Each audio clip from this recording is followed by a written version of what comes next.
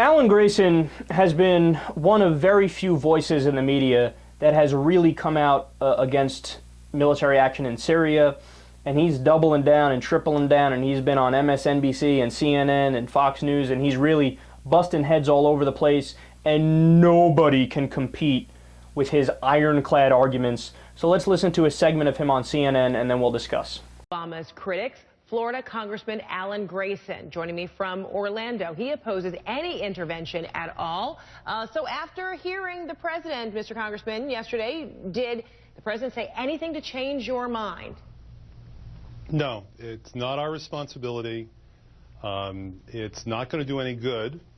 It's dangerous and it's expensive. And what do you mean by that? What do you mean by that when you say it won't do any good, when you hear Secretary Kerry spell out that, you know, letting a dictator like Assad go with impunity means that it sends a message to other dictators who might have chemical weapons that they could harm their people as well? Well, actually, there's only 4 countries in the world that have chemical weapons, and the largest of the 4 is the United States. So are we trying to send a message to ourselves? Well, that's not logical. I've heard that theory before, that somehow one country's actions will affect another country's and another country's and another country's. It's just the domino argument again. We'll call it the bomino argument. It's not logical. It doesn't make any sense. So when the president and Secretary of State Kerry say that Syria threatens national security and that it behooves the United States to do something, you say this is not a national security issue? Absolutely not, and there's a huge number of Americans who agree with me. We set up a website called don'tattacksyria.com and got over 10,000 signatures in less than 24 hours. The polls show that people understand that this literally has nothing to do with us. We are not the world's policemen. We can't afford this anymore. These military adventures that lead us into wars that last for a decade or more. It's wrong.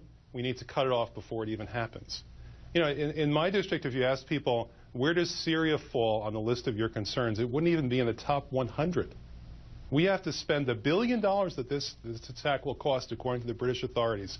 The $1 billion that this attack will cost, that money is better spent on our schools, our roads, our bridges, our health care, and so on. So if you had an opportunity to make your case to the president, what would it be? We understand that Senator McCain will be spending some one-on-one time with the president tomorrow.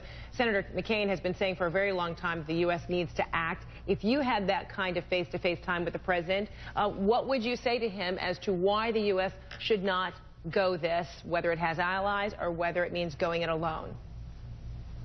Well, in fact, all the indications are we will be going it alone. Even French public opinion is overwhelmingly against this, and the French are the only ones who are entertaining the possibility. It should tell the president something, that when he's trying to vindicate so-called international norms, that there's 196 countries in the world and no one wants to do anything like this. But what I would tell the president is, first, no Americans have been attacked. None of our allies have been attacked. It's an unfortunate circumstance, but there's lots of unfortunate circumstances in the world. In Burma, for instance, there's a civil war that started more than 10 years before I was born.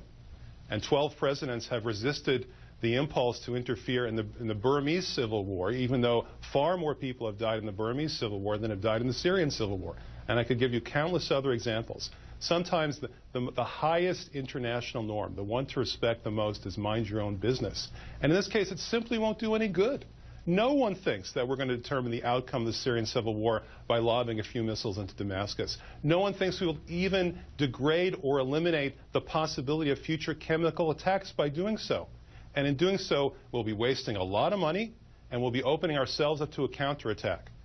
People forget this, but the embassy in Beirut, the U.S. embassy in Beirut, is 15 miles away from the Syrian border and just down the block from Hezbollah. So if we attack them and then they attack us, I think people can see where this is heading. Irrefutable.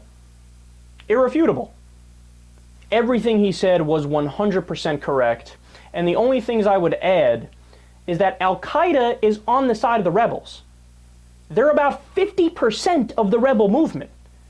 Do we really want to fight alongside our mortal enemies? I mean, Al-Qaeda is, think about it, 9/11, we've been fighting them ever since. We have the war on terror. Now all of a sudden we're going to be on their side? Is that not insane? And then on top of that, both sides used chemical weapons. So there's some UN reports that are coming out now that are pinning chemical weapons to Assad, but there were also reports from about a month and a half ago, that showed the rebels used chemical weapons. So if we're going to draw a red line and talk about how you can't use chemical weapons, well then, sorry, you'd have to attack Assad and the rebels. But that's not the conversation we're having. We're talking about striking for the rebels and only striking Assad. And then, of course, there's the hypocrisy that we gave chemical weapons to Saddam Hussein and then gave him the coordinates to strike Iran with those chemical weapons, both mustard gas and sarin gas. So when we use chemical weapons, it's fine. When Israel uses white phosphorus, another chemical weapon, against the Palestinians, it's fine, we don't talk about it. We selectively pick who we want to enforce it against, and it always happens to be when it's somebody who's not our ally. Gee, go figure.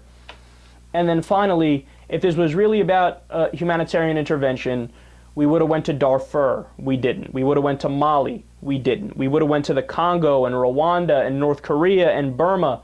We didn't. So this isn't about any of that. This is about imperialist ambitions. It's about getting our hand on more natural resources. It's about controlling a vital region in the Middle East, and that's the end of it.